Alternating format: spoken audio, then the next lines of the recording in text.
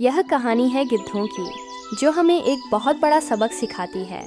तो आइए शुरू करते हैं। एक बार की बात है, गिद्धों का एक बड़ा झुंड आसमान में उड़ता उड़ता दूर दूर तक सफर कर रहा था।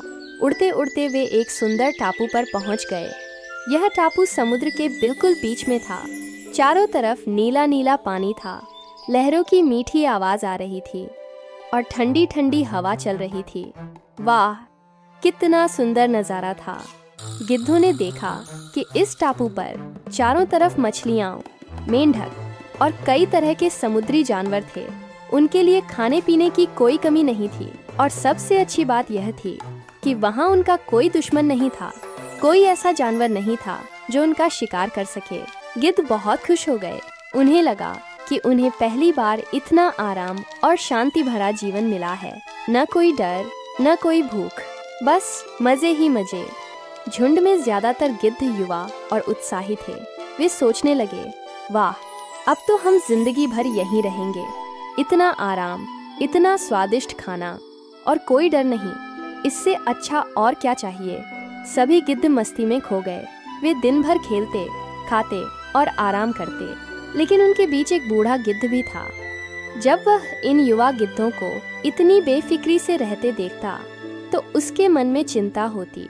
वह सोचता, यह आसान और बिना मेहनत की जिंदगी इन बच्चों पर क्या असर डालेगी। क्या ये कभी समझ पाएंगे कि असली जीवन क्या होता है, संघर्ष क्या होता है। बूढ़े गिद्ध को लगता था कि यहाँ इन गिद्धों के सामने कोई चुनौती नहीं है। वह अक्सर सोचता, अगर कभी कोई बड़ी मुसीबत आ गई तो ये सब क्या करेंगे। बिना संघर्ष के तो जीवन अधूरा होता है। उसने बहुत सोच विचार किया और एक दिन सभी गिद्धों को इकट्ठा किया। बूढ़े गिद्ध ने शांत और गंभीर आवाज में कहा, बेटो, इस टापू पर हमें रहते हुए काफी दिन हो गए हैं। यहाँ सब कुछ है, खाना, आराम और कोई डर नहीं। लेकिन यही बात मुझे परेशान कर रही है। मेरे मन में एक चिंता है, बिना चुनौती के जीवन जीकर क्या हम सचमुच मजबूत बन सकते हैं। वह आगे बोला, मेरे हिसाब से अब वक्त आ गया है कि हम वापस उसी जंगल में लौट चलें जहाँ से हम आए थे। वही हमारा असली जीवन है, जहाँ सीख मिलती है, संघर्ष होता है और सच्ची ताकत मिलती है। ऐसे में हम कभी भी किसी मुसीबत का सामना करना नहीं सीख पाएंगे। बूढ़ा गिद्ध अपनी बात पूरी कर ही रहा था कि युवा गिद्धों ने उसकी बातों को हल्के में ले लिया। वे एक दूसरे की तरफ देखकर मुस्कुराए और मन ही मन सोचने लगे, लगता है अब बाबा गिद्ध की उम्र का असर दिखने लगा है, तभी तो ऐसी अजीब अजीब बातें कर रहे हैं। उन्हें उसकी चिंता बेकार लगी। आरामदायक जीवन ने उन्हें इतना लुभा लिया था कि वे उस टापू को छोड़ने का सोच भी नहीं सकते थे। उन्होंने साफ कह दिया, हम यहाँ से कहीं नहीं जाएंगे। बूढ़े गिद्ध ने एक बार फिर सबको समझाने की कोशिश की। उसने धीरे और चिंता भरे स्वर में कहा, तुम सब मेरी बात पर ध्यान नहीं दे रहे हो। आराम की आदत ने तुम्हें इतना सुस्त बना दिया है कि अब ठीक से उड़ना भी भूलते जा रहे हो। सोचो जरा, अगर कोई बड़ी मुसीबत आ गई तो क्या करोगे। मेरी मानो, मेरे साथ चलो, अभी भी समय है। लेकिन किसी ने उसकी बातों को गंभीरता से नहीं लिया। सबने उसकी बात को हवा में उड़ा दिया। हारकर बूढ़ा गिद्ध अकेला ही वहां से उड़ गया। समय बीता, कई महीने गुजर गए। एक दिन बूढ़े गिद्ध को अपने पुराने साथियों की याद आई। सोचने लगा, जाकर देखूं मेरे भाई कैसे हैं। और वह धीरे धीरे पंख फैलाकर उस टापू की ओर उड़ चला। जब बूढ़ा गिद्ध टापू पर पहुंचा तो वहां का दृश्य देखकर उसका दिल कांप उठा। चारों तरफ सन्नाटा पसरा हुआ था।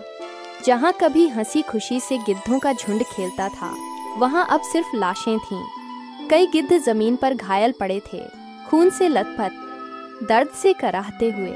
बूढ़े गिद्ध की आंखें भर आईं। उसने कांपती आवाज में एक घायल गिद्ध से पूछा, ये क्या हो गया बेटा, तुम सबकी ये हालत कैसे हुई, बताओ, यहाँ ऐसा क्या हुआ। घायल गिद्ध ने कराहते हुए धीमे स्वर में कहा, आपके जाने के बाद हम यहाँ टापू पर मजे से जी रहे थे, बिना किसी चिंता के। सब कुछ आसान था। लेकिन एक दिन एक बड़ा जहाज आया। हम सब हैरान थे। उसी जहाज से यहाँ कुछ चीते छोड़ दिए गए। वह आगे बोला, शुरुआत में तो उन्होंने हमसे कोई छेड़छाड़ नहीं की। हम निश्चिंत रहे, पर कुछ दिनों बाद जैसे ही उन्हें ये समझ में आया कि हम उड़ना भूल चुके हैं, कि अब हमारे पंख सिर्फ आराम के आदी हो गए हैं, घायल गिद्ध ने दुख भरे स्वर में कहा, हमारे पंजे, हमारे नाखून सब इतने कमजोर हो गए थे कि न हम उड़ सकते थे, न किसी पर झपट सकते थे और न ही खुद का बचाव कर सकते थे। तभी उन चीतों ने एक एक करके हम पर हमला करना शुरू कर दिया और हमें मारकर खाने लगे। उसकी आंखों में आंसू भर आए। वह रुककर बोला, ये सब शायद आपकी बात न मानने का ही नतीजा है। हमने आपकी सीख को हल्के में ले लिया और अब ये हमारी हालत बन गई। बच्चों, इस कहानी से हमें एक बहुत बड़ा सबक मिलता है। जब हम ज़्यादा आराम की ज़िंदगी में रह जाते हैं तो वो आराम धीरे धीरे हमें कमज़ोर बना देता है। ऐसा लगता है जैसे सब कुछ ठीक है, लेकिन जब असली मुश्किल सामने आती है तब हम लड़ नहीं पाते। और हाँ, बड़ों की बात को हमेशा ध्यान से सुनो, क्योंकि उन्हें जीवन का बहुत अनुभव होता है। जैसे बूढ़े गिद्ध ने अपने साथियों को समझाने की कोशिश की थी, वैसे ही हमारे बड़े भी हमें अच्छी सलाह देते हैं। उनकी बातों को हमेशा गंभीरता से लेना